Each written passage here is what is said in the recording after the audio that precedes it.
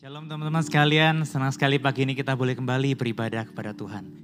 Saya percaya dimanapun kita berada, Tuhan hadir di tengah-tengah kita dan rohnya menyertai setiap kita. Mari kita datang membawa seluruh beban diri kita kepada Tuhan.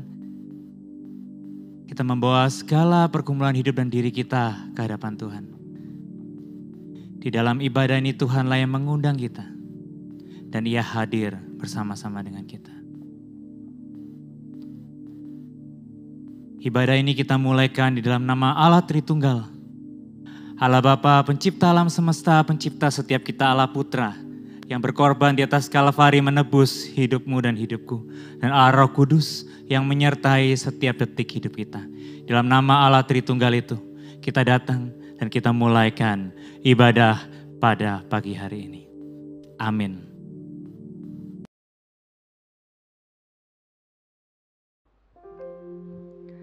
Teman-teman, bersyukur kalau pada hari ini kita bisa kembali beribadah walaupun di rumah masing-masing, tapi biarlah kita punya kerinduan yang sama untuk datang menyembah Tuhan dan mendengarkan firman Tuhan. Teman-teman, mari kita siapkan hati kita untuk memulai ibadah ini.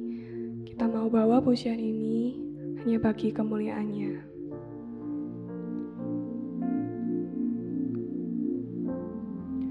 Let me enter in your place with all the weak and strong and young and old, the rich and poor and tired souls.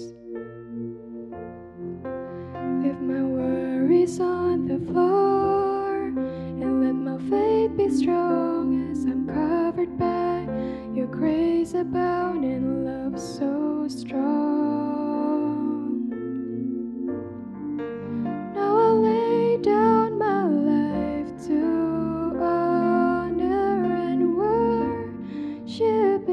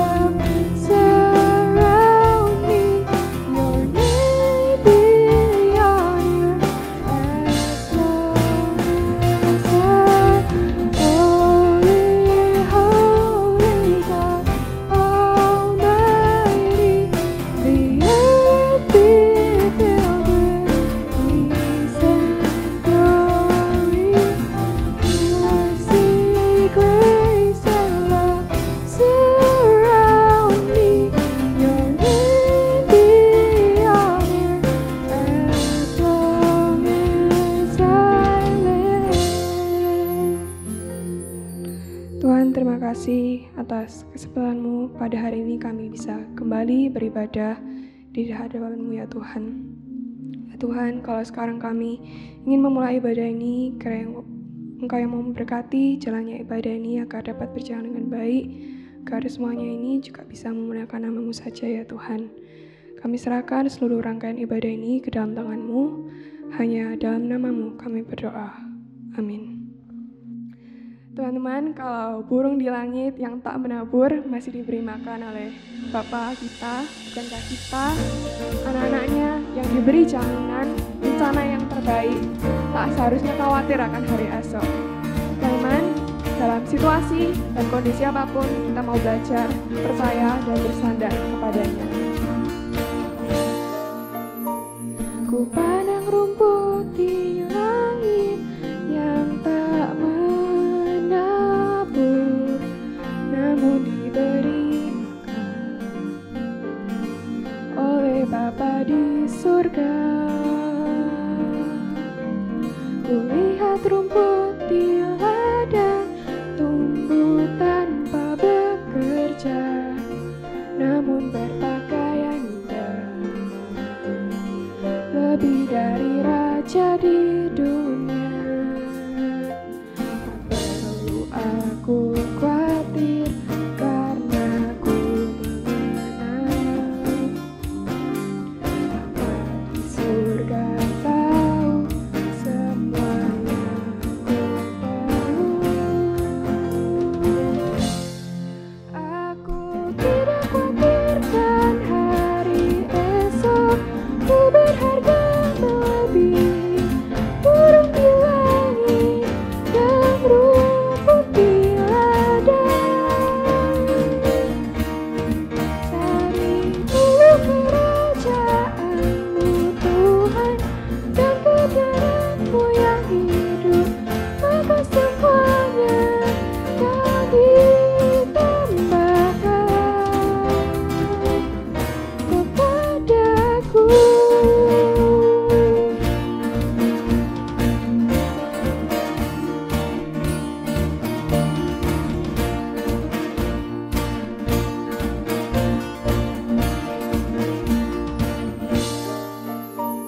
Kulihat rumput di ladang tumbuh tanpa bekerja, namun berpakaian indah, lebih dari raja di dunia.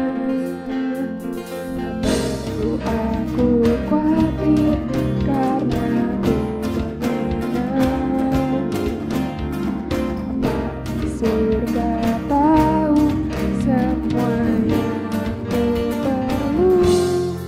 Aku tidak khawatirkan hari esok, ku berharga melebihi burung di langit dan rumput di ladang. Ku cari dulu kerajaan-Mu Tuhan dan kebenaran-Mu yang hidup, maka semuanya akan ditambahkan. Aku tidak khawatirkan hari esok, ku berharga melebihi burung di langit dan rumput di ladang. Ku cari dulu kerajaan-Mu Tuhan dan kebenaran-Mu yang hidup, maka semuanya akan ditambahkan kepadaku.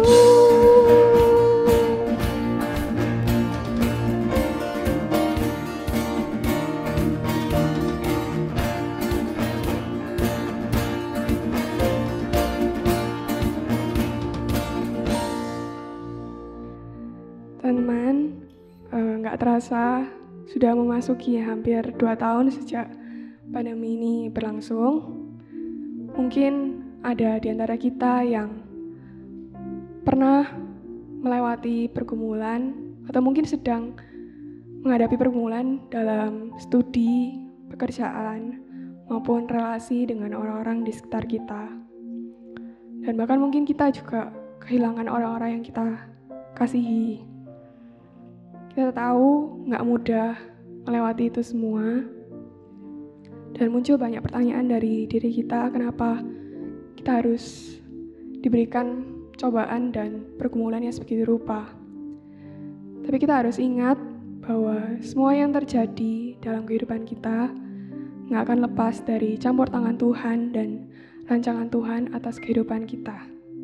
Seperti yang ditulis di Yesaya 29 ayat 11, bahwa Tuhan tahu rancangan apa yang ada padanya, yaitu rancangan damai sejahtera dan bukan rancangan kecelakaan, untuk membawa hari depan yang penuh harapan bagi setiap kita. Dalam menghadapi pergumulan dan situasi apapun, Tuhan gak akan membiarkan kita sendiri, karena Ia mengerti dan peduli setiap persoalan yang kita hadapi. Teman-teman, sebelum menaikkan beberapa pokok doa, kita mau menaikkan sebuah pujian, Allah peduli.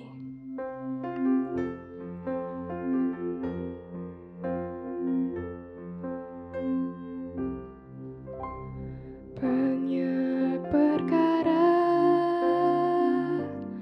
yang tak dapat ku mengerti.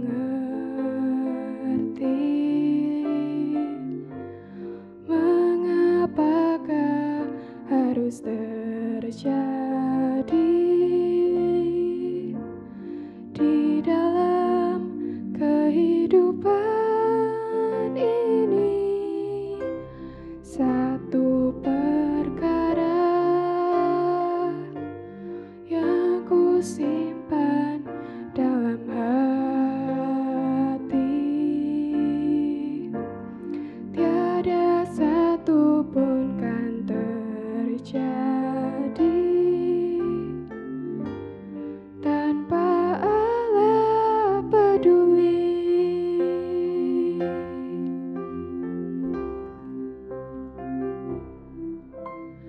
Allah mengerti, Allah peduli segala persoalan yang kita hadapi.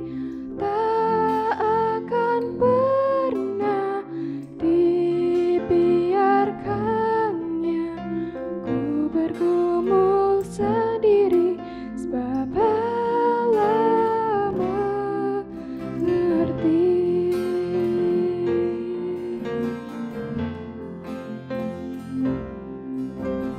Banyak perkara yang tak dapat ku mengerti. Mengapakah harus terjadi di dalam kehidupan ini? Satu perkara yang ku simpan dalam hati, tiada satu pun kan terjadi tanpa Allah peduli.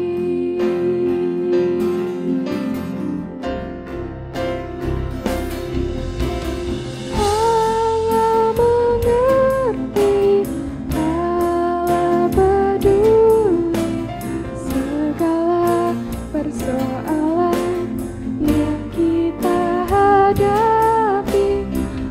Tak akan pernah dibiarkannya ku bergumul sendiri, sebab Allah peduli.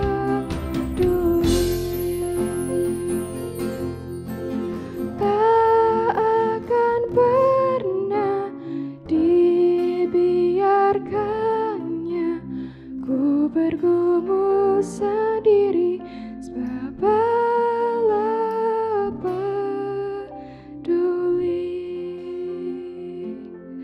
Teman-teman, mari kita berdoa.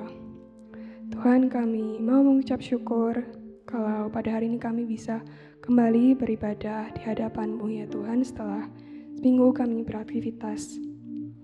Ya Tuhan, kalau sekarang ada di antara kami yang sedang menghadapi pergumulan dalam studi kami ya Tuhan, Engkau yang tolong berikan kami hikmat dalam menjalani studi kami, berikan kami semangat belajar yang tinggi, khususnya dalam masa pandemi sekarang ini ya Tuhan. Berikan kami juga integritas dalam menjalani masa-masa studi kami ya Tuhan. Tuhan, kalau ada di antara kami yang sedang menghadapi pergumulan dalam pekerjaan dan ekonomi, Kau yang tolong kiranya cukupkan dan berkati kami, karena kami percaya bahwa pertolongan-Mu akan datang tepat pada waktunya ya Tuhan. Juga untuk teman-teman kami yang harus kehilangan orang yang mereka kasihi karena pandemi ini, kiranya Engkau yang mau tolong berikan mereka kekuatan dalam menjalani hari-hari mereka, berikan mereka pengharapan yang baru setiap harinya agar mereka juga bisa menjadi berkat dimanapun mereka berada ya Tuhan. Ya Tuhan, kami juga mau berdoa bagi gereja dan komunitas kami ya Tuhan. Kau yang memberkati setiap hamba Tuhan, majelis, jemaat, dan para aktivis, kiranya berkati mereka, berikan mereka hati yang mau melayani-Mu, agar gereja ini juga bisa memuliakan nama-Mu saja dan menjadi berkat bagi orang-orang di sekitar kami ya Tuhan. Tak lupa kami juga mau berdoa bagi negara kami, Indonesia, karena Engkau yang mau memberkati khususnya dalam menghadapi pandemi ini, berikan pemimpin-pemimpin negara kami hikmat dan kekuatan dalam membuat keputusan-keputusan ya Tuhan, agar kiranya melalui kebijakan yang mereka buat juga bisa membawa Indonesia menjadi negara yang lebih baik dan pandemi ini juga bisa segera berakhir ya Tuhan. Tuhan, Engkau yang tahu kami ini terbatas ya Tuhan, tapi kiranya Engkau yang mau tutup bungkus kami dalam kuasa dan darah-Mu ya Tuhan. Kami mau serahkan semuanya ke dalam tangan-Mu, hanya dalam nama-Mu kami mau berdoa. Amin. Teman-teman, mungkin selama pandemi ini secara tidak sadar kita banyak mendukakan hati Tuhan melalui pikiran, perkataan, dan perbuatan kita.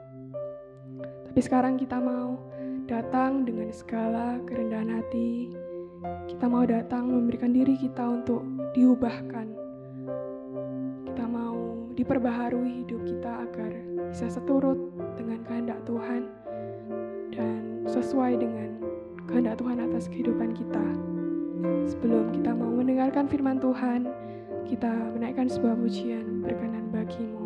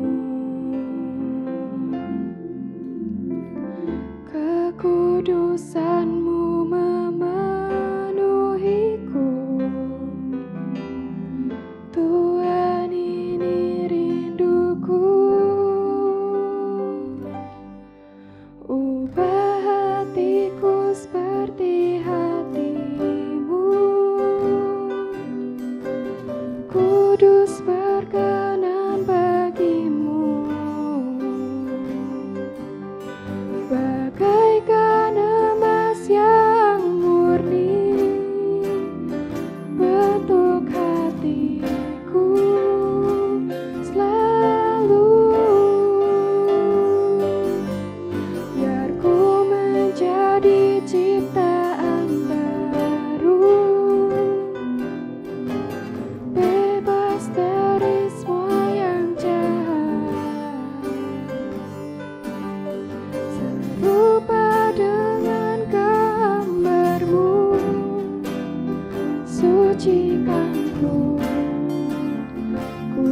kuduskan hatiku, Tuhan.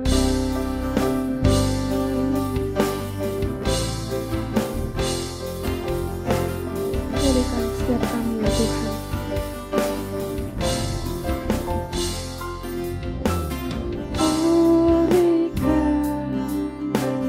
Pulihkan hatiku dengan kasih-Mu.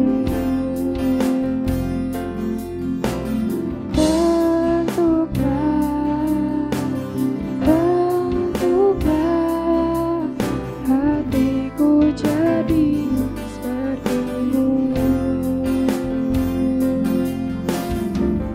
Kekudusan-Mu memenuhiku.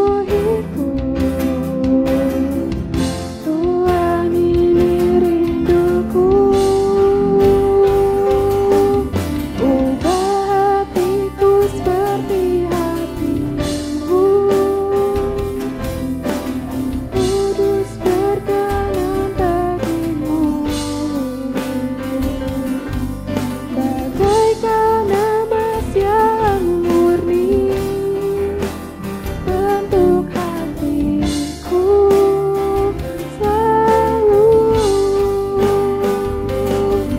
Biar ku menjadi ciptaan baru, bebas dari semua yang jahat, serupa dengan gambar-Mu. Sucikanku, kuduskan hatiku.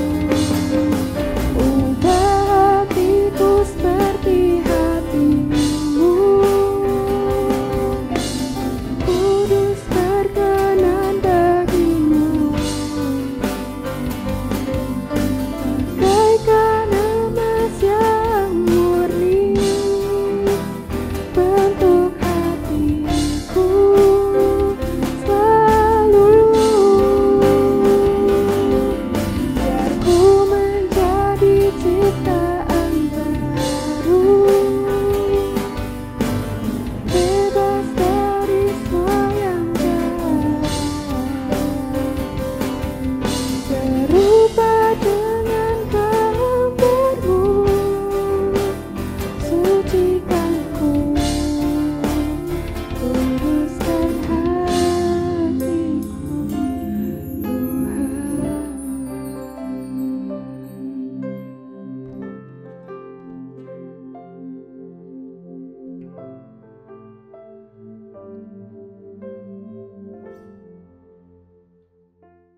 Tuhan.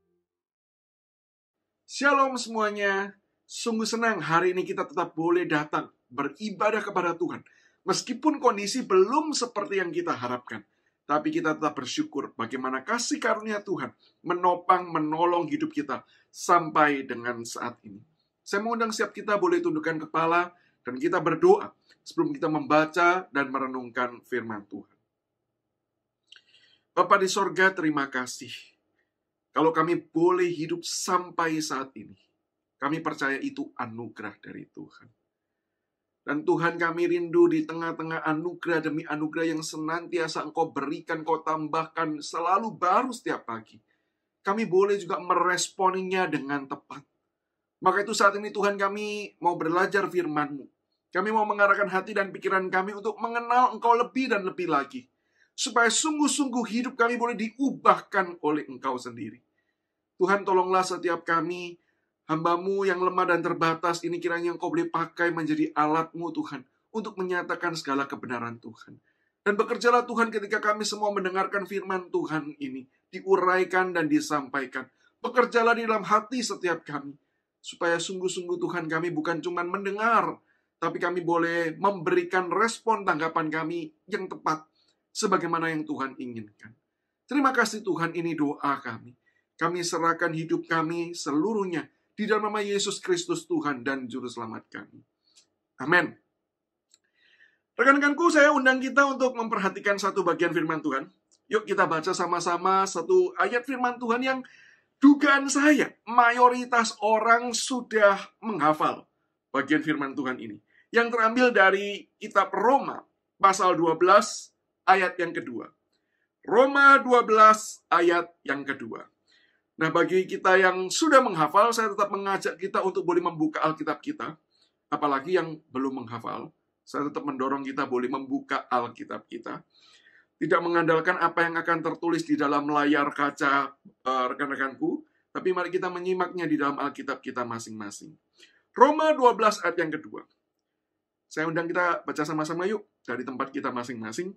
Roma 12 yang kedua, ayat kedua. 2, 3. Janganlah kamu menjadi serupa dengan dunia ini, tetapi berubahlah oleh pembaharuan budimu, sehingga kamu dapat membedakan manakah kehendak Allah, apa yang baik, yang berkenan kepada Allah, dan yang sempurna. Saya ulangi sekali lagi untuk kita semua. Janganlah kamu menjadi serupa dengan dunia ini, tetapi berubahlah oleh pembaharuan budimu, sehingga kamu dapat membedakan manakah kehendak Allah, apa yang baik, yang berkenan kepada Allah, dan yang sempurna. Rekan-rekanku, tema kita hari ini adalah The Power of Change, kuasa perubahan. Nah, berbicara tentang perubahan, saya mengajak kita melihat beberapa fakta berikut ini. Yang pertama, yaitu banyak orang menginginkan perubahan terjadi dalam kehidupannya. Banyak orang ingin berubah. Dan itu mungkin juga termasuk kita yang sedang mendengarkan akan renungan ini. Tetapi, dari sekian banyak orang yang ingin berubah, sedikit orang saja yang betul-betul mempersiapkan perubahan tersebut. Sebagai contohnya yaitu setiap kali kita menutup tahun dan memulai tahun yang baru. Bukankah kita seringkali ingin berubah? Bukan cuma sekedar kita ingin kondisi itu berubah, tetapi kita pun berharap kita juga mengalami pertumbuhan, progres menjadi orang yang lebih baik. Studinya menjadi lebih baik lagi, usahanya bisa dikerjakan dengan lebih sungguh lagi. Kita ingin perubahan-perubahan itu terjadi dalam hidup kita. Tetapi kalau kita ingat berapa banyak di antara kita yang bukan cuma sekedar mengharapkan, tapi betul-betul kita mencoba mempersiapkan. Bagaimana ya caranya supaya tahun depan ini studi saya betul-betul mengalami peningkatan? Bagaimana ya caranya ya supaya tahun depan ketika saya berjuang di dalam pekerjaan saya, hasilnya itu lebih terlihat dengan lebih baik lagi. Seringkali kita cuman mengucapkan wish, harapan, tanpa kita sungguh-sungguh mempersiapkan bagaimana perubahan itu bisa terjadi dalam kehidupan kita. Atau contoh yang mungkin lebih sehari-hari, bukan terjadi setahun sekali, yaitu ada banyak orang yang mau berubah, mau menjadi lebih komit baca Alkitab setiap hari, mau melakukan saat teduh. Bukankah saya percaya di gereja kita, itu hal yang ditekankan. Itu hal yang kemudian selalu diupayakan untuk terjadi dalam kehidupan kita. Tetapi seringkali komitmen atau keinginan kita untuk bisa bersaat teduh setiap hari itu bukankah tidak mudah untuk dieksekusi. Kita nggak punya strategi, kita nggak punya cara untuk mempersiapkan bagaimana supaya setiap hari saya bisa punya waktu yang khusus untuk saya berjumpa dengan Tuhan, menikmati dia di dalam hadiratnya. Dan kemudian saya mengenal dia, belajar lebih mengasihi dia, lebih dan lebih lagi. Bukankah seringkali itu yang tidak kita persiapkan? Itulah fakta yang pertama. Sementara fakta yang kedua, yaitu orang-orang yang sudah mempersiapkan perubahan, itu belum tentu menghasilkan perubahan. Jadi jangankan orang-orang yang tidak mempersiapkan, bahkan yang sudah mempersiapkan pun belum tentu bisa mempunyai hasil. Belum tentu bisa berubah. Sebagai contoh, bukankah ketika seseorang sudah mempersiapkan, saya setiap kali bangun tidur nih, saya akan ambil waktu setengah jam sampai 1 jam untuk kemudian saya berdoa, saya membaca firman Tuhan. Saya tidak akan pegang handphone dulu, saya tidak akan kemudian lakukan aktivitas yang lain dulu. Saya komit nih, saya prepare. Saya bangunnya lebih pagi supaya apa? Supaya menghindari kemudian kesibukan, supaya menghindari keramaian suasana di dalam rumah. Kita sudah prepare berbagai macam strategi, tidur malamnya dipercepat dan lain sebagainya. Tapi kalau tanya berhasil tidak? Ya, saya yakin dan percaya jawabannya pasti ada yang berhasil. Tapi kalau ditanya apakah selalu berhasil? Bukankah jawabannya ya tidak? Padahal sudah dipersiapkan, tapi belum tentu membuahkan. Atau contoh yang lain yaitu ketika seseorang itu mempunyai kebiasaan-kebiasaan tertentu yang buruk. dan mau diubah. Sebut saja kebiasaan melihat pornografi. Ada begitu banyak orang yang terikat dengan pornografi dan mau berubah. Dan kalau ditanya, punya strategi enggak? Oh, punya strategi. Yaitu apa? Menghindari kemudian di tempat-tempat sendiri pakai alat. Walaupun sekarang rasanya itu kelihatannya sudah tidak relevan lagi ya. Semua orang melihat gawainya masing-masing di tempatnya masing-masing dan bisa jadi tidak peduli satu dengan yang lain. Atau kita punya strategi, misalnya adalah kita setiap kali mau membuka hal seperti itu, kita akan telepon teman KTB kita telepon pembina kita, untuk kemudian meminta mendoakan kita. Kita mencoba untuk kemudian tidak mengarahkan diri kita melihat hal tersebut. Ketika sudah waktunya kita sadar, ini nih waktunya di mana saya sering tergoda ini. Maka saya harus jaga-jaga, mulai kemudian kita lakukan berbagai macam cara. Entah itu dengan olahraga, entah itu dengan baca Alkitab, entah itu dengan nonton YouTube, puji-pujian, praise and worship, ibadah. Kita coba lakukan semua hal itu. Tapi kalau boleh jujur, apakah selalu berhasil? Bukankah jawabannya adalah tetap tidak pasti berhasil? Maka disitulah kita tahu perubahan itu bukan hal yang mudah. Berubah itu adalah hal yang sulit. Dan fakta yang ketiga, dari yang berhasil berubah itu pun, umumnya yang berubah itu hanya hal-hal yang bersifat superficial, bersifat hal-hal yang nampak, bukan perubahan yang ada di dalam dan yang mendasar. Ketika saya berbicara tentang hal-hal yang superficial, jangan pernah bayangkan itu cuma sekedar urusan pakaian yang bisa diganti kapanpun, atau itu bicara soal urusan mode rambut yang bisa diganti juga kapanpun. Bukan hal seperti itu. Hal superficial itu seperti apa sih? Saya berikan 2 contoh. Yang pertama yaitu hal ini. Kalau boleh ditanya dan coba diresponi secara personal saja ya. Ganti pacar itu sulit atau tidak? Yang di sini sudah pacaran, perlu menjawab. Yang sudah nikah sudah tidak relevan ya. Tidak perlu ikut-ikutan menjawab ya. Sudah nggak bisa. Anda sudah memutuskan dan nggak bisa berubah lagi. Yang belum menikah, ini kesempatan untuk memikirkan. Ganti pacar itu sulit atau tidak? Maka saya percaya jawabannya adalah, oh sulit lah. Kalau ada yang jawab mudah, saya percaya itu antara Anda halu, atau memang Anda ini tipe orang yang bisa dikatakan playboy, playgirl, ya, sehingga memang belum pernah sungguh-sungguh merasakan apa itu cinta. Kalau saya bicara cinta kan kita semua bisa paham ya. Kalau orang sudah sungguh-sungguh pernah jatuh cinta, maka mengganti orang yang kita cintai itu tidak mudah. Maka itu alasan kenapa setiap kali putus cinta itu selalu menyakitkan. Tetapi bukankah kita juga mengakui bahwa itu bisa dilakukan? Bukan tidak bisa, bukan mustahil dilakukan. Walaupun sulit, tapi itu bisa dilakukan. Kenapa kok bisa dilakukan? Karena begini, pada umumnya ketika kita itu mencari pasangan, kita itu mencari pasangan yang sesuai dengan kriteria kita. Sehingga kriteria kita ini kan tidak berubah. Kriteria kita ya dari dulu begitu-begitu saja. Saya suka, sebagai laki-laki, suka perempuan, itu pasti ya. Perempuan yang seperti apa? Oh, perempuan yang rambutnya panjang. Perempuan yang lebih kurus daripada saya, gitu ya. Maka itu alasan kenapa saya berusaha tetap gemuk, gitu ya. Supaya kalau istri saya semakin gemuk pun, saya tetap merasa istri saya lebih kurus daripada saya, ya. Nah, itu guyonan yang nggak berarti, ya. Tapi kita tuh punya kriteria-kriteria tertentu yang kita itu pikirkan. Dan itu yang senantiasa menjadi kayak, apa ya, gambaran ideal pasangan yang kita itu inginkan. Sehingga ketika ada satu orang yang cocok, mayoritas itu cocok, kita bisa katakan saya suka dengan dia. Tetapi ketika orang itu pun lalu dengan berbagai macam alasannya, toh kita masih bisa menemukan orang lain yang juga bisa mengisi kecocokan-kecocokan tertentu di dalam kriteria yang kita harapkan dan inginkan tersebut. Sehingga kalau ditanya, ya sebenarnya orang ini cuma superficial. Karena yang lebih esensi adalah kriteria kita ini. Ini yang tidak berubah. Betul kan ya? Ini tidak berubah. Orang bisa berganti, tapi kriteria ini umumnya tidak akan berganti secara signifikan.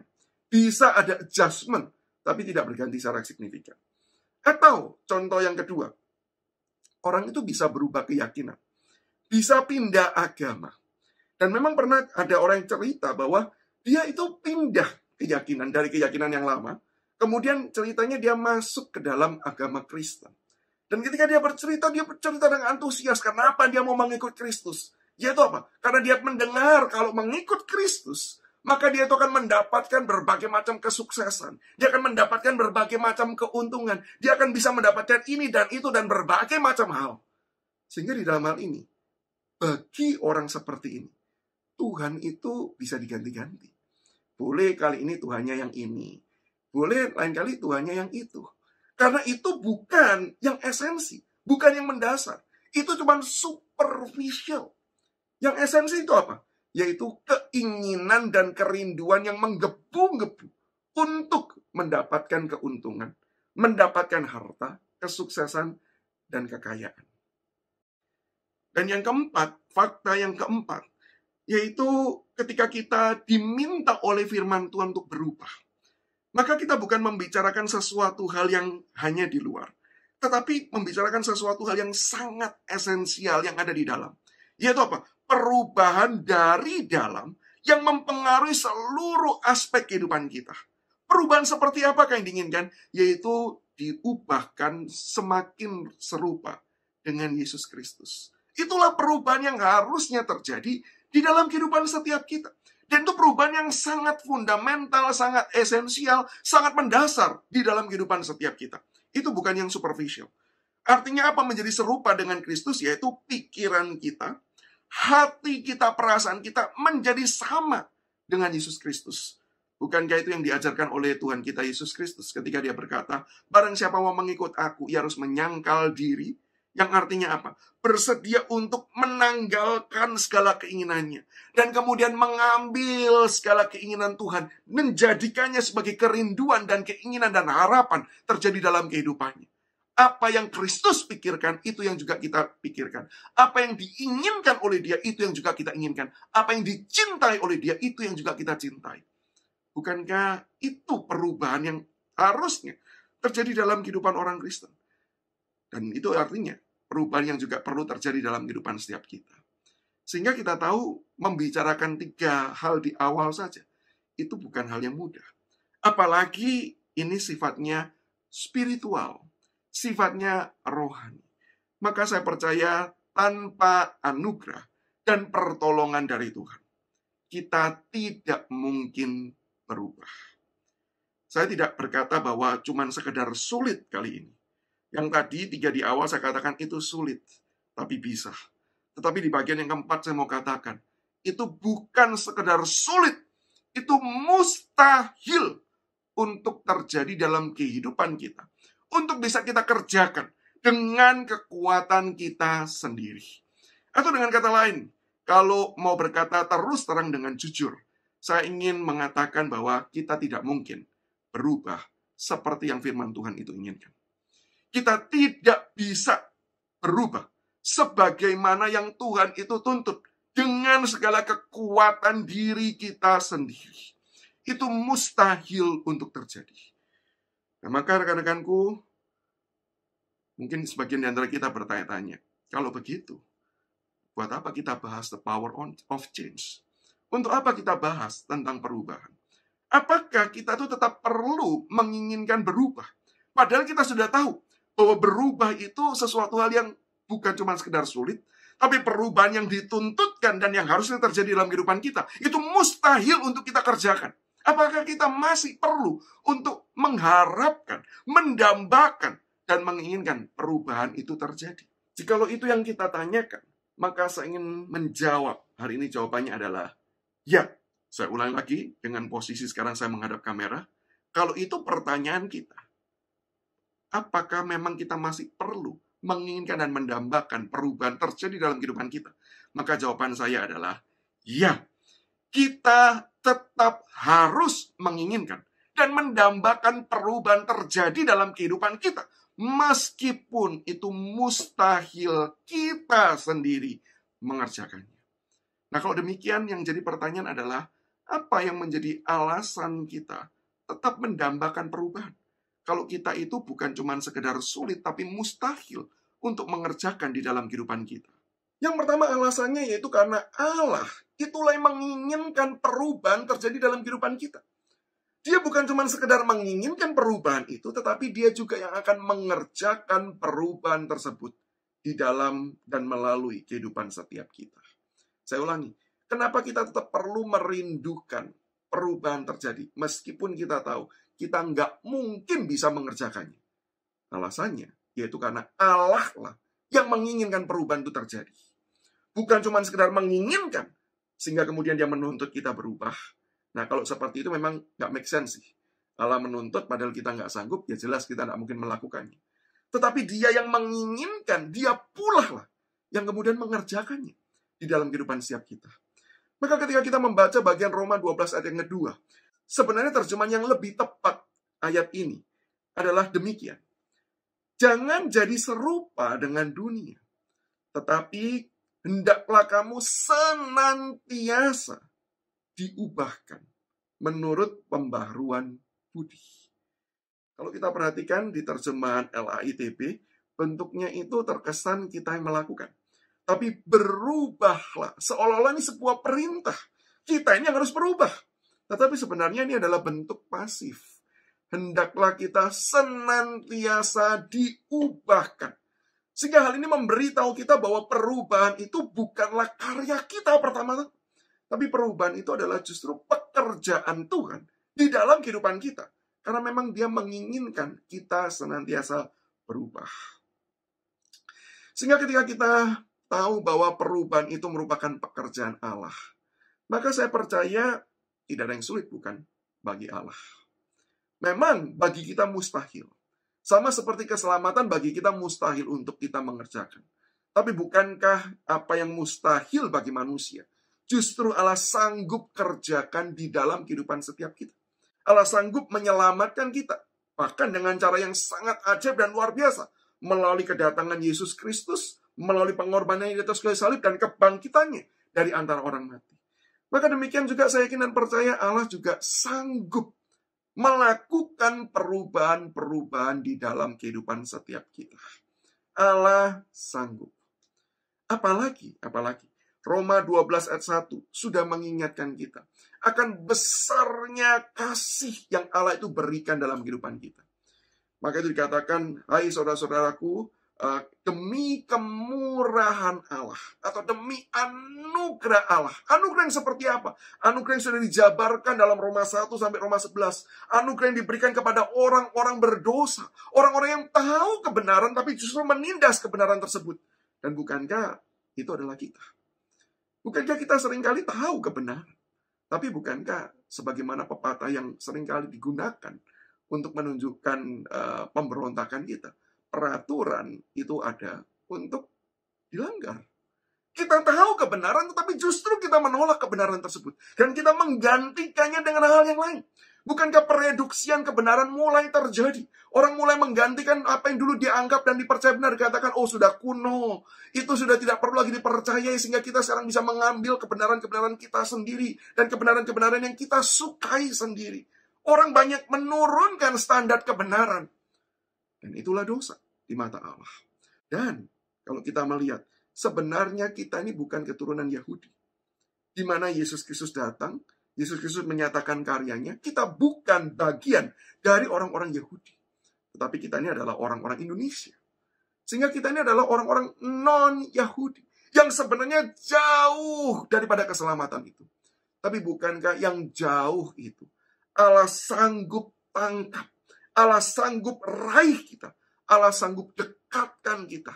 Bahkan Allah sanggup melimpahkan kita tetap dengan kasih karunia-Nya yang besar bagi kehidupan setiap kita. Sehingga ketika kita mengingat akan hal tersebut, bukankah kasih Allah itu senantiasa membuat kita semakin hari, semakin mau mengasihi Tuhan. Mengingat kasih Tuhan itu membuat kita juga jatuh cinta kepada Dia. Sehingga di dalam hal ini, saya yakin dan percaya, kalau Allah itu mau mengubah kita, lalu Allah itu juga yang sudah mengasihi kita dan memampukan kita juga mengasihi Dia. Maka bukankah kita sebenarnya juga bisa dengan mudah berkata, Tuhan, aku mau juga Engkau ubah hidupku. Sehingga perubahan bukan cuma sekedar menjadi maunya Tuhan, tetapi juga menjadi maunya setiap kita. Mungkin di dalam bagian ini ada yang bertanya pertanyaan sebagai berikut. Kenapa sih Tuhan itu kok tidak mau mengubah secara langsung, cepat, otomatis, instan? Kenapa kok prosesnya itu bisa jadi panjang dan bisa jadi itu menyakitkan? Nah, tentu saja kita tidak bisa mengetahui alasan yang pasti dan alasan yang lengkap dari kenapa Tuhan memutuskan cara yang seperti ini. Tetapi dari pemaparan firman Tuhan dari Alkitab, kita bisa mempelajari beberapa hal. Yang pertama adalah kalau memang Tuhan itu mengubah kita langsung, otomatis, instan, maka sebenarnya itu bukan diri kita lagi. Itu pribadi yang lain. Itu bukan kita. Ibaratnya kayak begini deh. Kalau dulu ya, kita itu sebut saja, dulu nggak suka makanan pedas. Lalu dengan cara yang instan, tiba-tiba suka jadi makanan pedas. Maka kau tanya, kenapa kamu kok tiba-tiba suka makanan pedas? Jawabannya adalah, nggak tahu tuh. Ini ya tiba-tiba aja. Kita itu nggak merasa itu diri kita. Kita itu merasa menjadi sesuatu hal yang menjadi orang lain. Karena dari dulu itu bukan kesukaan kita, itu bukan ciri kita. Sehingga kemudian kalau kita itu diubah secara instan, itu dengan kata lain Tuhan sebenarnya menjadikan kita pribadi atau sosok yang lain. Dan yang kedua, Tuhan itu menginginkan proses. Dan bagi Tuhan, proses itu penting. Proses itu indah. Bukan cuma sekedar hasil akhir yang indah. Kalau Tuhan itu betul-betul hanya inginkan produk akhir, maka saya yakin dan percaya dari awal Tuhan akan buat kita tidak pernah bisa berdosa. Kenapa? Karena proses untuk diampuni, lalu berubah, itu panjang dan lama. Bahkan seumur hidup kita di dalam dunia ini, kita pun tidak bisa mencapai titik kesempurnaan. Nanti Tuhanlah yang menyempurnakan kita, bukan? Maka kalau Tuhan itu cuma ingin hasil akhir, maka Tuhan tidak ciptakan kita seperti ini. Tuhan akan ciptakan yang lain. Ibaratnya adalah seperti orang tua yang membesarkan anak. Saya belajar hal ini juga melalui pengalaman saya ketika punya anak. Khususnya ketika mengajari anak saya itu naik sepeda. Anak pertama saya sudah lancar naik sepeda. Anak kedua saya sudah lancar naik sepeda. Anak pertama saya justru mengalami kesulitan untuk naik sepeda.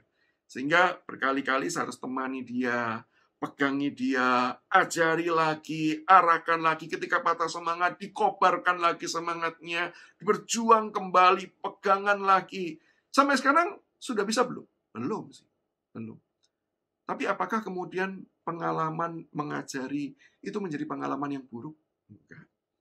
Pengalaman kemudian menemani proses dia belajar. Apakah itu menjadi pengalaman yang tidak menyenangkan? Enggak. Justru pengalaman itu indah.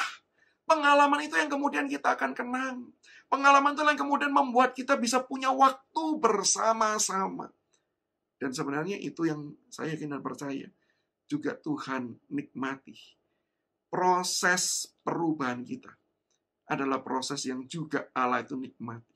Ketika Allah berjalan bersama-sama dengan kita, yang diubahkan terus-menerus oleh pekerjaan kasih karunia dari Tuhan. Maka saya yakin dan percaya ketika kita saat ini berada di dalam situasi yang buruk, di dalam situasi pandemi COVID-19, maka saya percaya ini adalah proses juga. Ini adalah bagian dari kurikulumnya Tuhan. Sebagaimana Roma 8, 28, 30 mengatakan Allah turut bekerja dalam segala sesuatu. Maka saya yakin dan percaya, pandemi ini memang bukan Tuhan yang mendatangkan. Tetapi Tuhan bisa memakai pandemi ini untuk membentuk, mengubahkan, mempertumbuhkan hidup setiap kita. Sehingga kemudian setiap kita menjadi semakin serupa dengan Yesus Kristus. Maka sebagaimana salah satu tulisan yang dituliskan oleh seorang teolog, don't waste your life. Maka saya percaya kalimat ini bisa diubah. Don't waste this pandemic. Jangan sia-siakan pandemi ini. Ini tentu bukan masa yang ideal. Tentu yang ideal adalah ketika segala sesuatunya itu sempurna, tidak ada lagi sakit penyakit seperti yang dituliskan oleh kitab Wahyu. Dan yang nanti suatu hari akan kita jalani kehidupan seperti itu. Tetapi masa-masa ini, masa-masa berat ini, adalah masa-masa di mana Tuhan juga berjalan bersama dengan kita. di mana Tuhan juga memakai segala sesuatunya ini untuk mengubahkan kehidupan kita. Dan disinilah harusnya masa-masa kita juga menikmati kebersamaan dengan Tuhan tersebut. Sehingga itulah alasan kenapa Tuhan tidak langsung ubah kita. Karena proses ini pun menyenangkan. Proses ini pun adalah proses yang Allah itu nikmati. Dan harusnya juga kita nikmati. Bukan karena kenyamanannya, tetapi karena kebersamaan dengan Allah yang bekerja terus-menerus mengubahkan kehidupan setiap kita. Dan yang kedua, kenapa kita itu tetap perlu merindukan perubahan? Meskipun kita tuh nggak sanggup untuk menghadirkan perubahan itu terjadi dalam kehidupan kita. Yaitu karena melalui perubahan itu akan menjadikan hidup kita berdampak bagi kehidupan orang lain. Perubahan itulah yang kemudian akan menjadikan hidup kita ini saluran berkat buat orang lain. Seringkali orang itu hidup di dalam dua ekstrim. Ekstrim yang pertama yaitu banyak orang itu berpikir hidup sempurna. Itu adalah hidup yang ideal, hidup yang diingin-inginkan. Tentu saja saya percaya hidup sempurna itu ideal. Nanti kalau di dalam kondisi sekarang, hidup sempurna itu sebuah mimpi harapan yang indah. Tetapi kesempurnaan itu tidak berdampak atau bahkan tidak menolong orang menjadi pribadi yang lebih baik. Kesempurnaan itu cuma indah untuk dinikmati. Tetapi tidak akan berdampak apapun dalam kehidupan orang. Orang cuma melihat kita kalau hidupnya sempurna, berkata, aduh hidupnya sempurna banget ya. Lihatlah suami istri saling mencintai, anak-anak hidup rukun semuanya. Aduh indah, begitu lihat keluarga sendiri, aduh semuanya kenapa kacau gitu ya. Sehingga kemudian kita cuma bisa menikmati. Tetapi kemudian apa hubungannya hidup orang itu dengan hidup saya? Nothing. Nggak ada hubungan apa-apa. Sehingga bisa saya katakan kesempurnaan itu justru menimbulkan jarak yang jauh antara kita dengan orang lain. Betul nggak sih? Ketika kita melihat hidup orang itu semakin nampak sempurna, maka semakin kita merasa, oh jauh lah. Kalau dia dewa lah. Kita nih ketemu nih, selalu orang yang hidupnya itu, wah, nggak pernah bergumul ketika membaca Alkitab. Selalu rutin membaca Alkitab. Bahkan bukan cuma pagi malam, rutin setiap hari. Lalu kita bercermin dengan hidup kita. Kita aja bergumul 1 kali setiap hari itu aja bergumul, dia ini 2 kali sehari. Bahkan ada yang 3 kali sehari, seperti minum obat. Gitu. Maka kita berkata bahwa, aduh hidupnya ini sudahlah, dia ini sudah hampir sempurna. Siapakah kita ini? Ada jarak. Bukannya kemudian tidak ada jarak. Sama seperti kalau kita itu melihat diri kita dengan Tuhan. Bukankah kita selalu melihat ada jarak? Sehingga ketika orang dikatakan gini, sempurnalah kamu sama seperti Tuhan itu sempurna. Kita selalu berkata, ya jelaslah dia sempurna. Ya dia Tuhan. Tapi kita kan manusia. Jadi bagaimana mungkin kita bisa sempurna seperti dia? Bukankah dari situ kita mengakui bahwa ada jarak yang terjadi antara kita dengan Tuhan? Tapi rekan-rekanku kalau terkait dengan Tuhan, saya percaya memang ada jarak sih. Karena kita manusia dan dia Tuhan. Tapi yang lebih penting adalah jarak itu jarak yang sudah dijembatani oleh Kristus Yesus. Jarak itu bukanlah jarak yang kemudian tidak bisa ada solusi. Allah telah menjadi manusia, membuat jarak itu semakin pendek. Dia kemudian tinggal sama-sama seperti kita, dicobai sama seperti kita, tetapi dia bisa memenangkan pergumulan tersebut, bahkan sampai dia mati menanggung dosa kita, bangkit dari kematian, untuk apa? Menyertai kita dan menemani kita, memberikan kemenangan-kemenangan terjadi dalam kehidupan setiap kita. Sehingga memang selalu ada jarak. Tetapi jarak itu sudah dijembatani melalui Kristus yang menyertai, menuntun, memelihara, dan memberikan kemenangan demi kemenangan. Sementara kalau kita berbicara kita dengan sesama, kita ini bukan orang yang sempurna. Orang itu cuma bisa terlihat sempurna, tapi tidak pernah benar-benar sempurna. Beda dengan Tuhan. Tuhan itu sempurna, kita cuma terlihat sempurna. Sehingga ketika kita itu mau mencoba menjembatani hidup kita dengan hidup orang lain, maka satu hal yang terjadi. Ketidaksempurnaan kita akan terbongkar. Kalau jarak itu akan dihilangkan, maka kesempurnaan itu akan memudar. Berbeda dengan Allah. Dia yang sempurna, dia yang menjembatani, dia tetap sempurna. Kita tidak sempurna, terlihat sempurna, sehingga ketika kita berusaha dekat, berusaha masuk ke dalam hidup orang, orang pada akhirnya tahu siapa kita. Bukankah itu yang terjadi ketika seseorang dari perkenalan, lalu sama-sama jatuh cinta. Wah, segala sesuatu terlihat sempurna. Tapi begitu masa pacaran, mulai terlihat sebagian-sebagian. Tapi bagaimanapun tetap indah. Kenapa? Tetap mempesona. Tetapi sudah begitu menikah, tinggal serumah, tahu semua buruknya. Kenapa? Ya sudah, tidak ada lagi yang bisa ditutupi.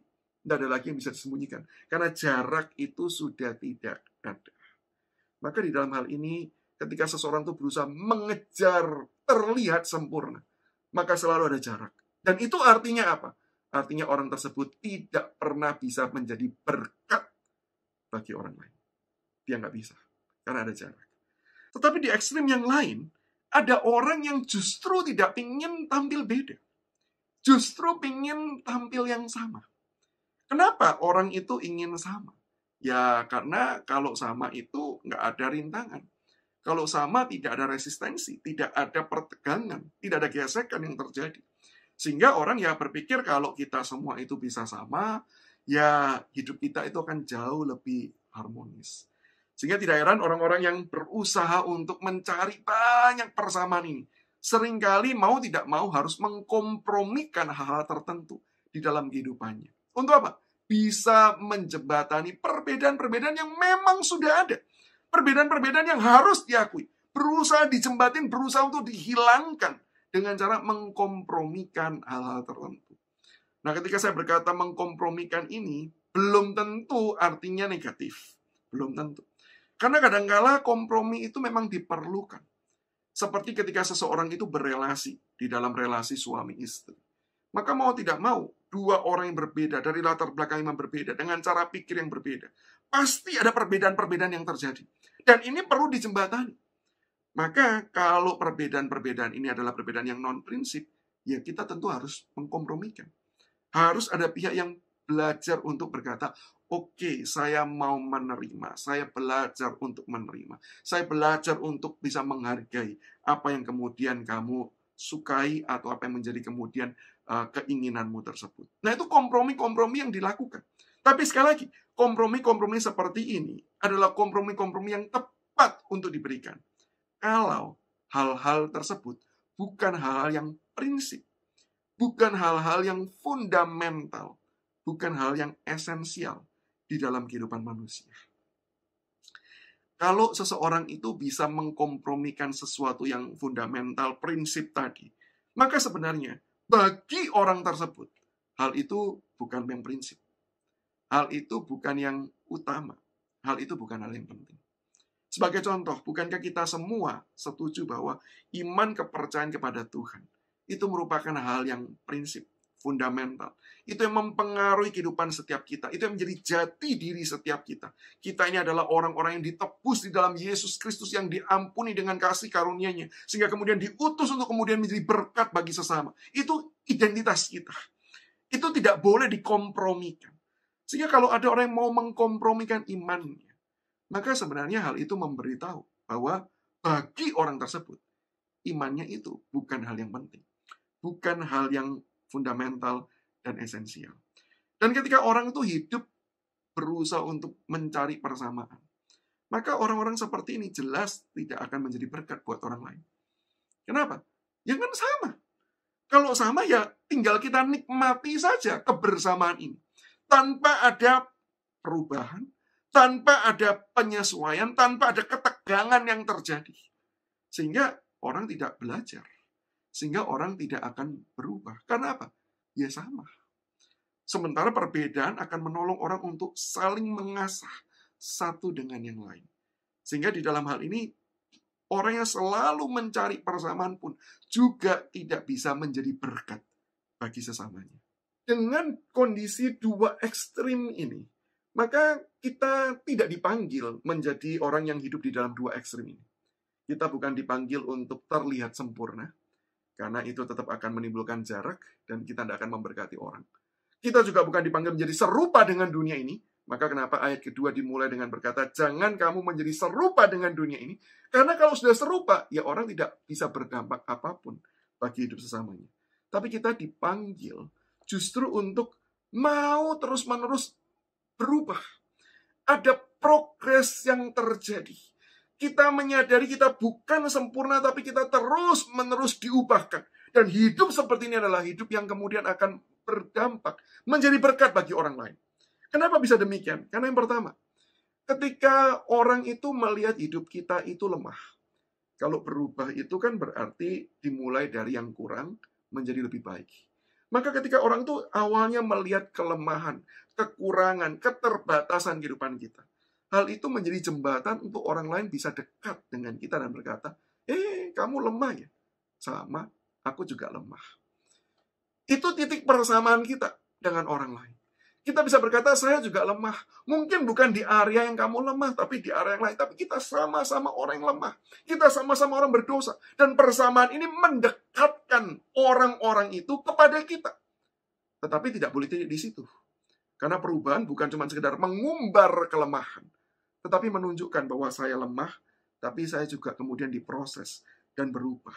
Dan ketika perubahan itu terjadi, karena anugerah dan karya Allah terjadi dalam kehidupan setiap kita, maka itu bukan lagi mendekatkan orang-orang luar itu kepada kita, tapi mendekatkan mereka kepada Kristus yang mengubahkan kehidupan kita. Izinkan saya mengulangi ya, keterbatasan kita. Karena kalau bertumbuh, berubah, itu kan dimulai dari kelemahan. Kelemahan kita yang dilihat orang membuat mereka mau dekat dan berkata, sama-sama lemah ya, sama-sama terbatas dan berdosa. Tetapi ketika kita lemah, tapi kita berubah, kita lemah, tapi kita bertumbuh, maka hal itu mendekatkan orang-orang ini kepada Kristus yang mengubahkan kehidupan kita. Rekan-rekanku, saya pernah mendengar kesaksian dari seorang rekan yang menceritakan bagaimana ada seorang jemaatnya yang dulunya adalah seorang yang mabuk-mabukan, seorang yang main kasar kepada keluarganya. Dia sudah menikah, sering kali main pukul, main tangan, main kaki pada istrinya. Dan itu sudah terjadi bertahun-tahun dalam pernikahan mereka. Sampai kemudian satu hari pria ini bertobat. Pria ini mengenal Kristus Yesus. Dan pria ini kemudian punya hidup yang mau diserahkan kepada Tuhan untuk diubahkan. Dia berkata, Tuhan tolong ubahkan saya. Dan di dalam proses kehidupannya, dia belajar terus-menerus firman Tuhan. Mau belajar untuk menyediakan dirinya diubahkan oleh Tuhan. Tapi rekan-rekanku, ketika dia bertobat, istrinya tidak percaya orang ini sungguh-sungguh bertobat. Maka yang terjadi adalah orang ini justru seringkali dibully oleh istrinya. Ketika orang ini mulai rajin baca Alkitab, maka istrinya mulai sering berkata, buat apa kamu baca Alkitab? Alkitabmu tidak akan mengubah kamu jadi orang baik. Ketika dia berdoa kepada Tuhan dengan suaranya, Bapa di surga, lalu istrinya menjawab, ya anakku, mau minta apa lagi kamu? Wah, suaminya ini dipancing dengan berbagai macam cara. Sampai satu kali si pria ini menceritakan, ketika dia sedang baca Alkitab, istrinya itu sedang melakukan pekerjaan rumah. Tiba-tiba istrinya itu menyiramkan air pel-pelan kepada suaminya ini. Dan kemudian istrinya ketika menyiramkan itu sambil berkata, sini, aku baptis kamu kembali untuk yang kedua kalinya. Kali ini suaminya sudah nggak tahan lagi. Maka dia mulai bangkit berdiri. Dia pegang baju istrinya, dia naikkan. Dan tangannya itu sudah menggenggam mau memukul. Tapi dia kemudian cerita. Di dalam hatinya ada suara yang berkata, jangan lakukan. Ingat, kamu harus mengasihi istrimu. Jangan lakukan. Tuhan tidak menginginkan hal tersebut terjadi. Suara itu terus berbicara membuat gelisah orang ini. Sehingga kemudian yang nampak tangannya yang sudah menggenggam itu tampak gemetaran. Dan pada waktu itu pun istrinya masih kemudian menggodanya. Masih menggodai dia. Dengan berkata apa? Sudah, kalau mau pukul, pukul aja seperti dulu. Nggak perlu sekarang doa-doaan. Pukul aja. Rekan-rekanku, nggak mudah untuk berubah. Tapi kesempatan itu dia cerita pada waktu dia berjuang, dia sudah nggak tahan lagi. Dia cuma berdoa, Tuhan tolong kuatkan saya. Dia lepaskan istrinya. Dia nggak pukul. Dan pengalaman-pengalaman seperti itu terjadi setiap hari. Selama beberapa bulan lamanya. Sampai akhirnya satu kali istrinya berkata kepada suaminya ini. Ketika hari Minggu, aku mau ikut ke gereja. Sang suami menaruh curiga karena istrinya nggak pernah mau ikut ke gereja. Lalu suaminya tanya, buat apa kamu pergi ke gereja? Mau mempermalukan aku ya di gereja? Lalu istrinya berkata, bukan. Aku mau ke gereja karena aku mau cari tahu Tuhan seperti apa yang bisa mengubah suamiku. Dari seorang yang begitu kasar sampai sekarang menjadi seorang yang suami idaman. Yang aku sudah tidak pernah berani lagi mimpikan terjadi dalam hidupku. Aku mau kenal Tuhan yang bisa mengubah suamiku itu. Rekan-rekanku, perubahan, pertumbuhan yang Allah kerjakan dengan anugerahnya itu menjadi sarana Allah mau memakai hidup kita menjadi saluran berkat buat sesama kita. Dan yang ketiga, yang terakhir, kenapa kita tetap perlu merindukan perubahan meskipun kita nggak sanggup untuk menjalankannya? Yaitu karena ketika kita merindukan perubahan, itu tandanya kita sedang menyiapkan diri kita. Seolah-olah kita mau berkata kepada Tuhan, Tuhan aku nggak sanggup. Tetapi kalau memang Engkau yang mau bekerja di dalam diriku, mengubah aku, maka sekarang aku mau siapkan diriku, siapkan hatiku. Aku mau serahkan hidupku kepada Tuhan. Maka itu kenapa ayat yang kedua ini dimulai dari ayat pertama. Karena itu saudara-saudara, demi kemurahan Allah, aku menasihatkan kamu, supaya kamu mempersembahkan tubuhmu. Ketika kita merindukan perubahan, meskipun kita sadar kita nggak sanggup, tapi kita tahu Allah akan mengerjakan perubahan tersebut. Maka di situ kita seolah-olah berkata pada Tuhan, Tuhan, aku serahkan hidupku ke dalam tangan untuk boleh Engkau mengubahkan aku. Sehingga pada akhirnya melalui perubahan-perubahan yang terjadi, Engkau mau pakai hidupku yang lemah, yang terbatas untuk menjadi berkat bagi banyak orang. Maka rekan-rekanku, yang menjadi pertanyaan bagi kita saat ini, apakah kita mau menyiapkan hati kita, mau menyiapkan diri kita, mau mempersembahkan hidup kita, dan membiarkan Tuhan bekerja mengubahkan kehidupan setiap kita. Mungkin bagi setiap kita, atau sebagian di antara kita akan menjawab dengan cepat, ya saya mau. Karena kita menganggap, ya sudah seringlah tantangan khotbah seperti ini. Tapi rekan-rekanku, saya mau mengajak kita, yuk pikir baik-baik, pikir secara serius. Karena begitu kita berkata, yes, saya tetap mau menginginkan perubahan terjadi dalam hidup saya. Maka jangan bayangkan Tuhan akan membuat hidup kita itu lancar terus, nggak ada masalah, sambil kita kemudian diubahkan. Seringkali perubahan itu justru terjadi ketika ada penderitaan, ketika ada tantangan, ketika ada kesulitan. Sehingga ketika hari ini kita berkata, ya Tuhan, aku mau menyiapkan hatiku, aku mau menyerahkan diriku, silakan Engkau bekerja mengubahkan.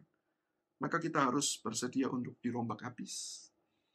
Kita harus bersedia untuk kemudian sakit, karena ada banyak bagian-bagian dalam kehidupan kita yang kemudian dipotong. Ada ilah-ilah yang ada dalam diri kita yang kemudian dipenggal oleh Tuhan. Dan itu menyakitkan kita. Ada banyak keinginan-keinginan nafsu-nafsu kita yang tadi kita anggap itu baik-baik saja, itu kemudian dihentikan oleh Tuhan. Supaya dia mengubahkan hidup kita. Dan itu artinya kondisi yang tidak nyaman.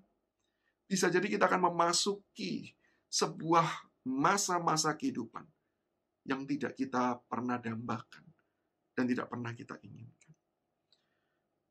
Mungkin kalau sampai di sini orang berkata, ini pengkhotbah kok nakut-nakutin ya? Kan harusnya mendorong nih supaya mau berubah. Harusnya titik dong sampai tadi, tantangannya cukup selesai, biarkan orang jawab iya. Rekan-rekanku, saya nggak mau jadi orang yang cuma mengatakan yang baik-baik saja. Saya mau mengatakan apa realitanya. Ketika kita berkata, yes Lord, this is my life. Ini hidupku, ku serahkan kepadamu. Ubahlah, pakailah menjadi berkat. Itu artinya kita siap berkata, apapun ya Tuhan, apapun. Lakukan. Bahkan kalau itu pun menyakiti aku, lakukan. Karena aku tahu, itu bukan menyakiti aku. Itu menyakiti egoku. Itu menyakiti akan nafsu kedaginganku. Tapi itu semua membentuk aku menjadi pribadi lebih baik. Apakah kita siap meresponi seperti ini? Kalau ditanya, ya gimana bisa siap kalau ditakut-takuti seperti itu? Gimana saya bisa berkata, iya kalau kondisinya nggak nyaman dan nggak enak? Rekan-rekanku, izinkan saya akan menjawab pertanyaan ini dengan menceritakan kisah pengalaman hidup saya. Saya percaya kisah ini sudah seringkali saya ceritakan. Kisah ini kalau boleh saya kasih judul, kisah ini judulnya adalah Kapok. Kisah masa kecil saya. Nah, kalau rekan-rekanku sudah pernah mendengarkan kisah ini, semoga nggak kapok mendengarkannya lagi ya. Nah, saya pada waktu kecil dulu setiap kali selesai pulang gereja, gitu ya, hal yang paling saya inginkan adalah ketika orang tua saya itu mengajak saya pergi ke Pasar Atom. Yuk pergi ke Pasar Atom belanja. Saya pasti akan berkata, ya, saya tidak akan menolak. Dan dulu itu rasanya satu-satunya tempat hiburan, di mana saya bisa cuci mata. Belum tentu belanja, tapi bisa cuci mata. Maka setiap kali sudah diajak, sebelum berangkat, orang tua saya selalu memberikan 2 aturan. Yang pertama, harus selalu digandeng. Tidak boleh jalan sendiri. Nanti kalau jalan sendiri, hilang, kapok. Nah itu dari situlah judul cerita itu saya buat ya. Itu kata-kata yang diulang. Harus gandeng ya. Nanti kalau digandeng, hilang, kapok. Nah yang kedua, orang tua saya selalu berkata, nggak boleh beli-beli apapun. Nggak boleh minta-minta. Kamu cuma pergi, ikut saja, lihat saja. Nggak boleh minta apapun. Maka ketika tanya, mau nggak menuruti? Saya selalu jawab, mau. Supaya apa? Demi bisa pergi. Kalau saya jawab tidak mau, pasti saya nggak boleh ikut pergi. Maka singkat cerita, setiap kali saya selalu pergi diajak. Dan setiap kali turun dari becak, ya, karena dulu nggak punya mobil, naiknya becak, gitu ya, selalu turun, langsung tangan saya digandeng. Gandeng pergi ke tempat-tempat yang jujur saya mau katakan, saya tidak pernah menikmati. Kenapa? Ya namanya pergi sama orang tua, dan biasanya mengajak saya itu adalah mama saya. Itu pasti lihatnya kalau tidak panci, wajan, sutil, daster, begitu ya. Yang bagi saya seorang anak laki-laki pria, apa indahnya, apa nikmatnya semua itu. Sementara pergumulan dan pergulatan itu semakin besar terjadi. Setiap kali melewati lorong, di mana ada toko mainan, yang etalasenya itu menampilkan berbagai macam mainan. Wah, itu menjadi godaan. Pingin untuk bisa berkata, stop sebentar dong, saya mau lihat. Kan kalau lihat tidak apa-apa. Tapi begitu kemudian mau lihat, katakan, sudah tidak usah lihat-lihat. Karena nanti kalau sudah lihat, pengen mau beli, nanti rengek-rengek, tidak usah, mending tidak usah lihat. Jadi menderita sekali. Sampai satu kali, mama saya itu berbelanja persis di seberangnya toko mainan. Sebelahnya toko mainan yang jual mainan-mainan ya. Nah, dia belanja di seberangnya ini. Maka kemudian karena dia pilih-pilih barang, tangannya melepaskan saya, tapi dengan peringatan. Jangan kemana-mana. Nanti kalau pergi kemana-mana, hilang, kapok. Nah, itu diulangi lagi. Sampai saya hafal. Gitu ya. Maka saya diam di sana, tapi saya lihat ke toko seberang. Berbagai macam mainannya. Dan saya mulai mencoba untuk bergeser pelan-pelan, mendekat ke arah toko mainan tersebut. Supaya nggak ketahuan, saya pelan-pelan gesernya. Sampai betul-betul ada di depan toko tersebut, melihat berbagai macam mainan-mainan itu, dan menikmati. Cuci mata aja menikmati, senang lihat mainan, gitu ya. Ada yang baru-baru, menarik, gitu ya. Menikmati. Pertama-tama sambil melihat mainan, sambil saya jaga-jaga. Melihat orang tua saya masih ada atau tidak. Oh, masih ada, aman. Teruskan lagi, lihat lagi. Lihat mainan, lihat orang tua lagi, masih ada. Sampai satu waktu, ketika saya melihat mainan, saya noleh mencari orang tua saya. Hilang. Pada waktu itu, saya langsung tinggalkan toko itu, saya nyebrang. Saya mulai panggil, Ma. Saya pikir dia cuma tukar posisi. Tapi betul-betul tidak ada. Nampaknya mama saya pada waktu itu juga lupa kalau ngajak saya pergi. Saking nikmatnya berbelanja itu. Dan disitulah mulai saya takut. Saya mulai menangis. Mama, saya cari keliling-keliling. Gak menemukan. Orang-orang di sekitar mulai berkata, ayo sini ikut. Kita pergi ke sana. Saya nggak mau karena saya takut diculik.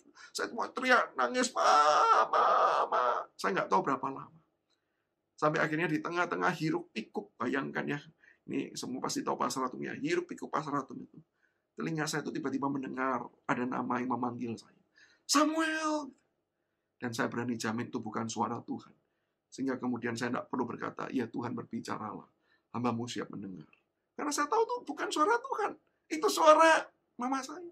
Maka begitu mendengar suara itu saya berkata, Mama, Samuel, Mama. Maka kemudian yang terjadi saya berusaha menemukan di antara kerumunan banyak orang itu mana mama saya. Dan begitu melihat dari kejauhan, saya lari. Saya peluk mama saya. Wah, ketika peluk itu rasanya lega sekali. Kemudian saya peluk kaki mama saya. Kemudian saya lihat. Mama saya nggak peluk saya sih.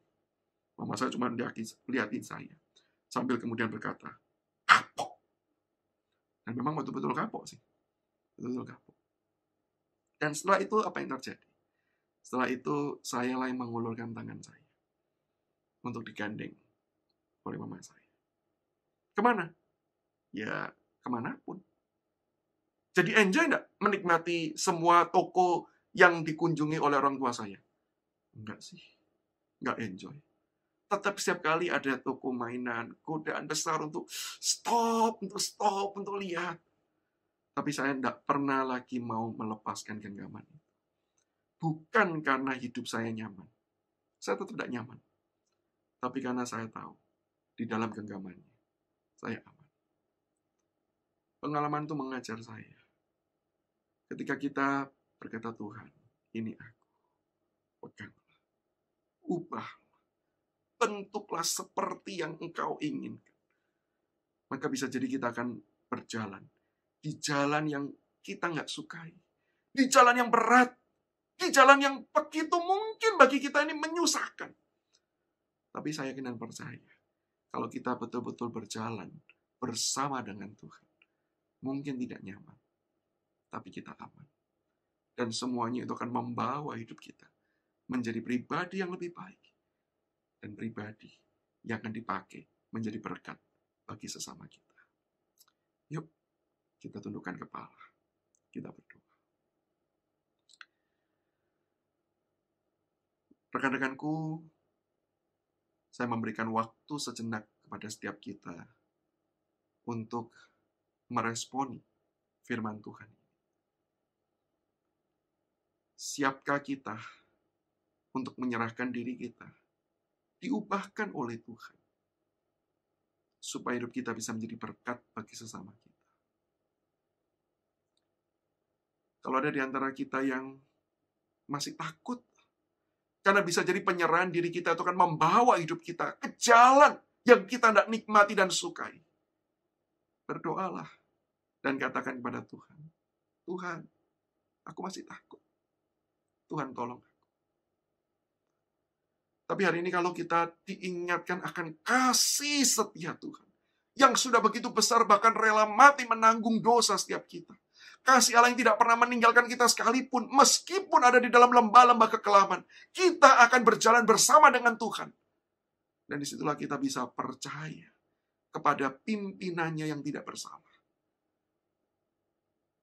Maka responilah, Tuhan, inilah aku. Aku serahkan diriku. Aku serahkan hidupku. Ubahkanlah.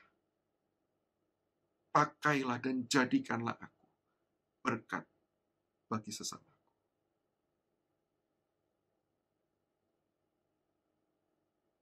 Bapa di sorga, dengarlah setiap doa-doa kami. Doa-doa yang penuh dengan kelemahan dan keterbatasan. Bahkan juga doa-doa penyerahan diri kami ke dalam tangan pengasihan-Mu. Di dalam nama Yesus Kristus, Tuhan kami berdoa.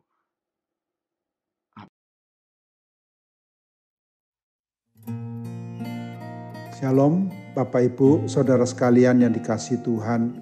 Kami sungguh bersyukur kepada Tuhan dan berterima kasih kepada jemaat GKA Gloria sekalian yang masih terus setia mendoakan dan mendukung pelayanan misi gereja kita.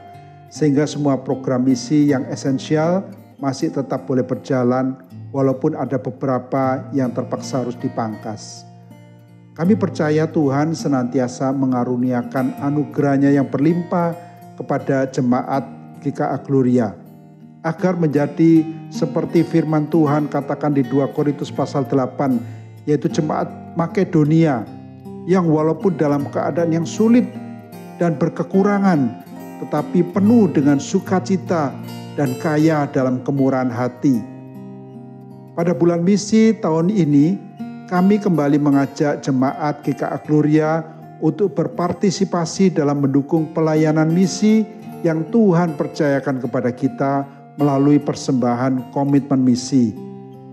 Adapun persembahan komitmen misi kali ini bisa dilakukan dengan 2 cara pengisian kartu komitmen misi, yaitu melalui online atau melalui offline atau cetakan. Nah, melalui online, jemaat akan mendapatkan link kartu komitmen misi yang akan dikirim melalui WhatsApp. Silakan Bapak Ibu mengisinya dan mendoakannya. Nah, ini contoh dari komitmen misi yang akan dikirim melalui online atau WhatsApp. Ini ada data, Bapak Ibu bisa mengisi alamat dan tolong jangan lupa nomor handphone. Nah, lembaran kedua Bapak Ibu, silakan Bapak Ibu berdoa dan mengisinya.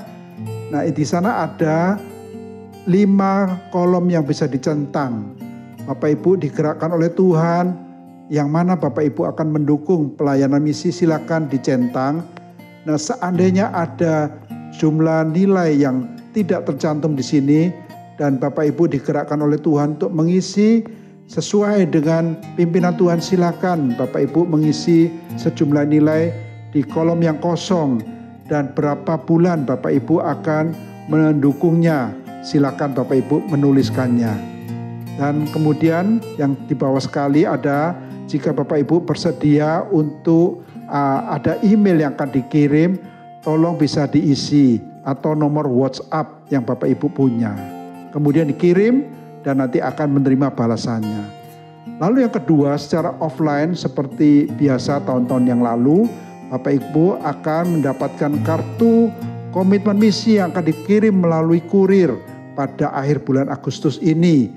Nah, bagi jemaat yang belum menerimanya, bisa tolong menghubungi kantor TU atau kantor misi gereja pada hari dan jam kerja. Nah, ini kartu yang biasanya kita kirimkan kepada jemaat sekalian ini yang melalui pakai offline.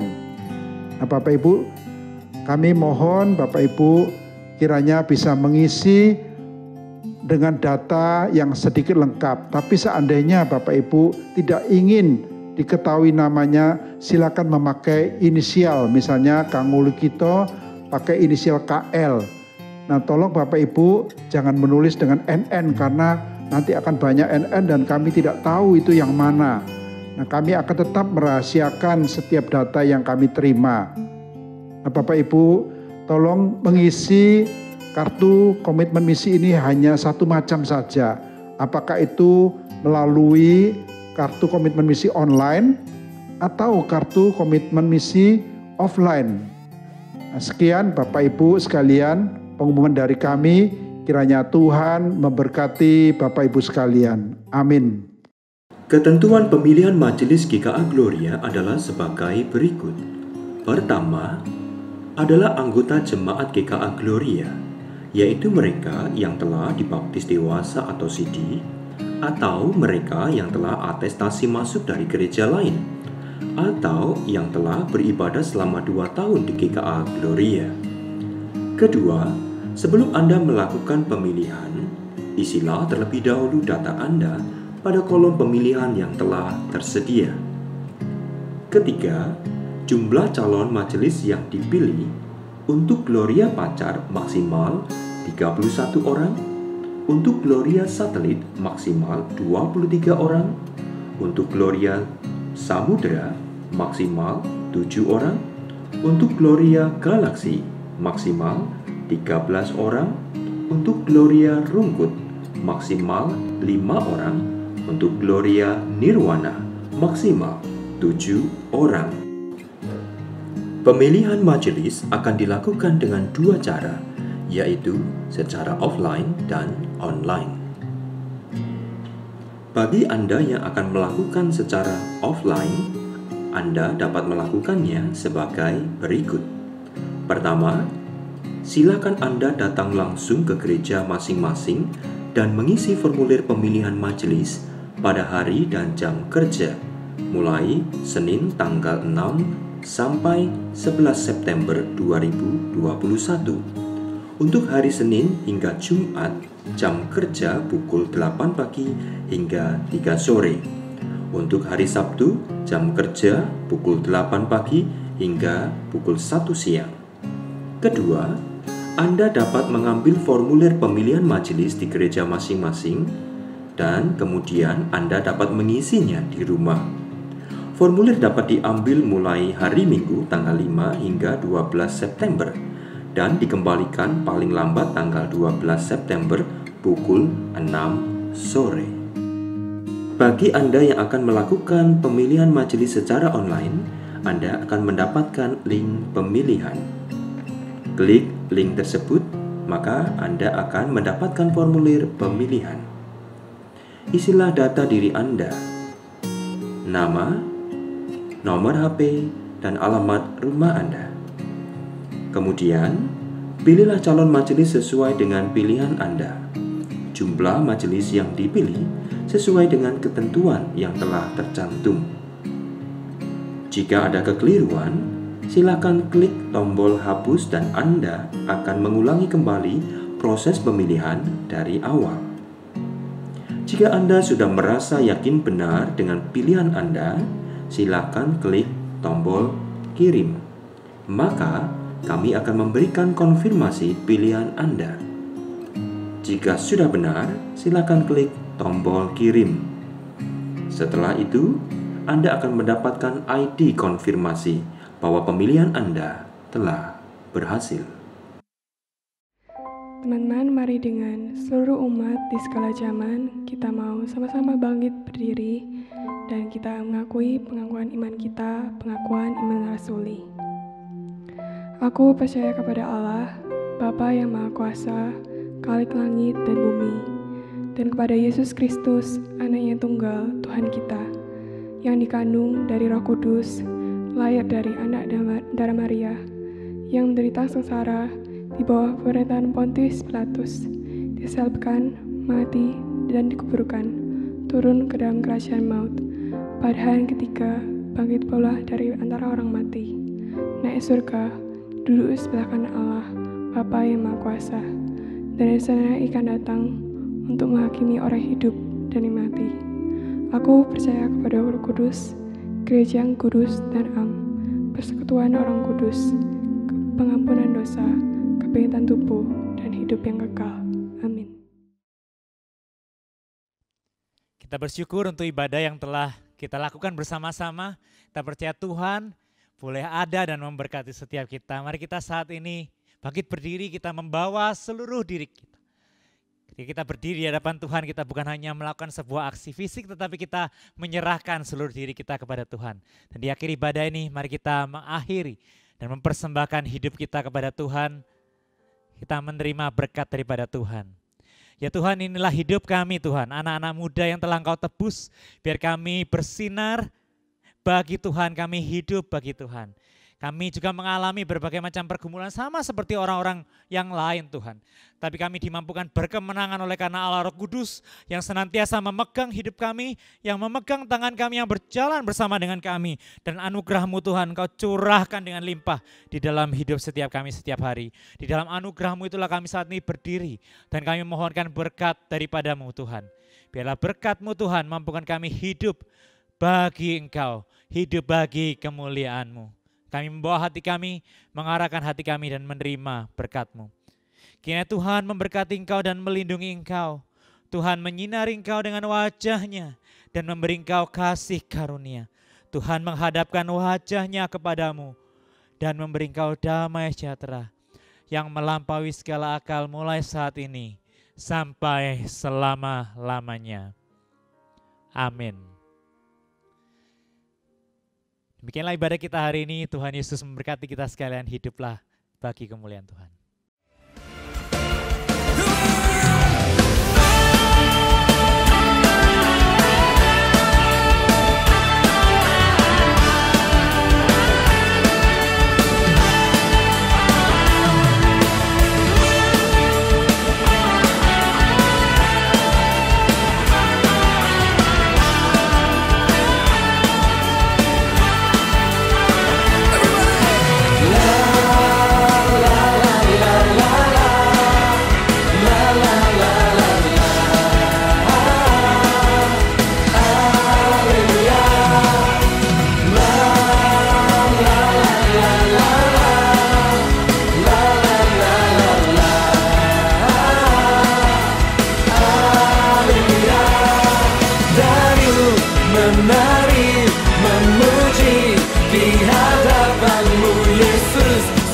sukacita, rohmu hadir.